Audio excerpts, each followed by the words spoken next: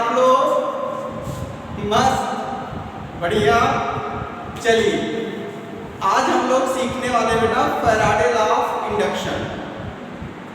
तो देखा जाए क्या होता है। तो बेटा फैराडे ने दो नियम दिए। फैराडे का नाम भाई थोड़ा इज्जत से जाना चाहिए, साइंटिस्ट थे और बहुत अच्छा काम किया बेटा।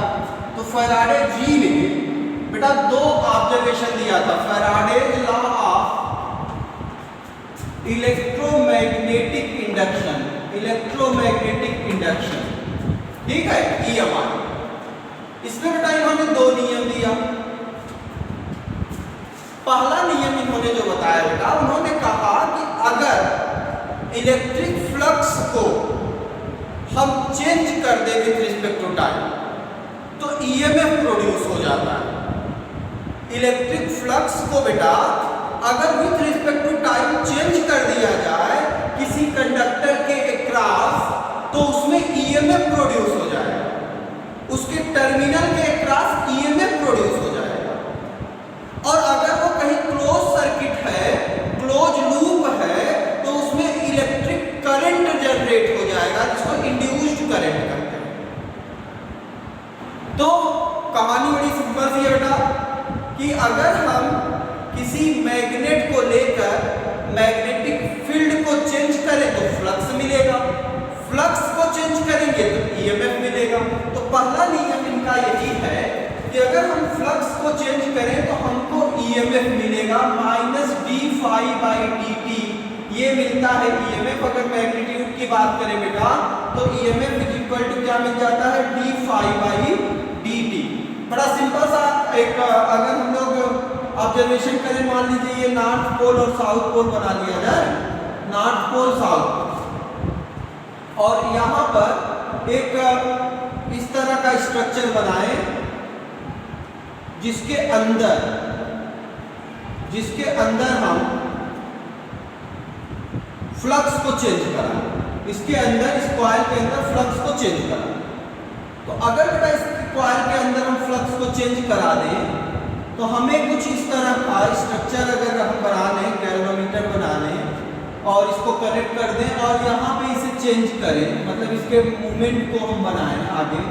आपको पता है बेटा magnetic field line close loop होती है, नॉर्थ से निकल के साउथ में जाती है और साउथ में इंटर करते हुए बाहर नॉर्थ से साउथ और अंदर साउथ से नॉर्थ, बाहर नॉर्थ से साउथ, अंदर साउथ से नॉर्थ, ये स्ट्रक्चर होता है।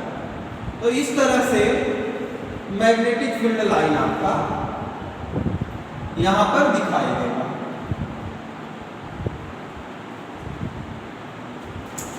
अब अगर हम बेटा इस मैग्नेट को आगे की तरफ ऐसे ले जाएं, इसके अंदर, तो यहां मैग्नेटिक फील्ड लाइन इसमें बढ़ेगी, पीछे ले आए मैग्नेटिक फील्ड लाइन कम होगी, आगे ले जाए मैग्नेटिक फील्ड लाइन बढ़ेगी, पीछे ले आए मैग्नेटिक फील्ड लाइन कम होगी। जैसे अगर मैग्नेट को लेके डांस किया जाए, मैग्नेट हाथ में दो मैग्नेट ले लिया जाए और डांस किया जाए, और कोई आपका जो दोस्त है वो लेकर के तो लूप वही खड़ा रहे, आप डांस कर रहे हैं, जहां आपका मैग्नेट मूव कर रहा है एक लूप लेके खड़ा रहे, तो आप इधर फ्री में डांस किए जा रहे हैं, उधर वो लूप में करंट जनरेट करता जा रहा है, मतलब आपकी एनर्जी को व्यय नहीं होने दे रहा है, आपकी एनर्जी को लॉस नहीं होने दे रहा है। कह रहा है दोस्त मेरा जिंदगी में पहली बार तो डांस कर रहा है, पटांग टाइप का हिल रहा है, लेकिन हिल रहा है तो मैग्नेट भी तो हिल रहा है, और मैग्नेट ऊपर नीचे हो रहा है, वो लूप लेकर खड़ा है और कह रहा है कि हम अपनी दोस्त की एनर्जी को खत्म नहीं होने देंगे, खराब नहीं होने देंगे, हम इसकी एनर्जी को कन्वर्ट कर लेंगे इलेक्ट्रिकल एनर्जी में। मतलब आपका मैग्नेट चल रहा है, उधर लूप में करंट जनरेट हो रहा है, मतलब mechanical energy converted into electrical energy हो जा रही है। That is the conservation principle, conservation of energy. तो बेटा मैग्नेट के मूवमेंट से हम क्या जनरेट कर रहे हैं, इलेक्ट्रिक करंट जनरेट कर ले रहे हैं। मैग्नेट का मूवमेंट सिंपल, मैग्नेट मूव कर रहा है, मैग्नेट के मूव करने से यहाँ लूप है, इस लूप में क्या हो जा रहा है, करंट जनरेट हो जा रहा है। मतलब मेरे पास सोचिए करंट है ही नहीं, मेरे पास कोई ऐसा डिवाइस नहीं है जिसमें करंट ले सकूं। नॉर्मली क्या होता था बेटा, बैटरी लेते थे हम, प्रोड्यूस करते थे, बैटरी डिस्चार्ज हो जाती थी, कहानी खत्म हो जाती थी, डिस्चार्ज हो गई, खत्म काम। लेकिन अभी क्या करें, करंट लेना है और बैटरी की जरूरत नहीं है। एक मैग्नेट लीजिए, मैग्नेट को एकदम आगे पीछे करिए और लूप ले लीजिए, उसमें लूप में मैग्नेटिक फील्ड उस मैग्नेट के थ्रू चेंज कराइए और करंट प्रोड्यूस हो जाएगा। तो एक तरीका ये हो गया ना, बिना सेल के, बिना बैटरी के करंट जनरेट कर ले रहे हैं, ट्रांसफर करके करंट जनरेट कर ले रहे हैं। तो बेटा इसी को तो इलेक्ट्रोमैग्नेटिक इंडक्शन कहते हैं। अब यहाँ पे देखो, फैराडे के पहले एक्सपेरिमेंट में इन्होंने देखा कि बेटा जब इस लूप के अंदर मैग्नेटिक फील्ड लाइन का वेरिएशन होगा, मैग्नेटिक फील्ड लाइन चेंज होगी विद रिस्पेक्ट टू टाइम, तो क्या जनरेट हो जाएगा, ईएमएफ जनरेट हो जाएगा। अच्छा आप सोचो, थोड़ा दिमाग लगाओ, अगर यहाँ लूप न ले करके एक वायर सिर्फ ऐसे ले लेते तो क्या ये काम नहीं होता? होता। बस क्या होता कि यहाँ पे बेटा दोनों टर्मिनल के क्रॉस पोटेंशियल डिफरेंस आ जाता है, ईएमएफ जनरेट हो जाता है। ईएमएफ का मतलब सिंपल सा समझ लो, वोल्टेज जनरेट हो जाता है। लेकिन बेटा जब तक सर्किट क्लोज नहीं होती तब तक करंट थोड़ी फ्लो होगा। तो मतलब अगर हम सिंपल एक वायर ले लें, ईएमएफ प्रोड्यूस होगा, लेकिन अगर वही वायर क्लोज कर दे तो करंट बन जाएगा। ईएमएफ के नाते, पोटेंशियल डिफरेंस के नाते करंट मिल जाएगा। तो सर्किट क्लोज होगी तो करंट मिल गया, सर्किट ओपन होगी तो ईएमएफ तक ही काम बन पाएगा।